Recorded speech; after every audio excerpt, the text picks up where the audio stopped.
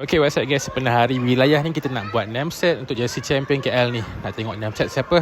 Okay, let's go. Sementara nak tunggu name set siap press, kita cuci mata sikit lah dekat kedai ni. Ini sebabkan anti sport sahaja yang ada name set KL champion ni. Cantik juga jersey fantasy PL ni kan. Okay, next ada jersey daripada kelab Serie B Italy, Palermo. Kelab ni dulu famous dengan Paulo Dybala, Edinson Cavani dengan Fabrizio Miccoli. Ada kelab Marseille, kelab yang tewas slot playoff dengan Benfica last minute goal.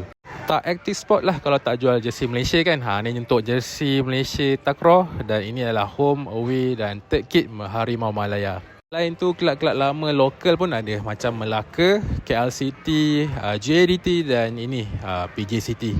Kalau korang datang sini jangan terkejut sebab ada banyak gambar Tan Sri Datuk Hamidin kita. Ni siap sign lagi kat jersey Tan Sri Datuk Hamidin Muhammad Amin. Akhirnya selepas 10 minit siap juga name set saya, dan siapa lagi kalau bukan Zafri Yahya, penjaring gol pada final tersebut. So guys, kalau nak buat name set boleh dekat sini ataupun name set lain dengan Gold Digger. Okay, thank you guys.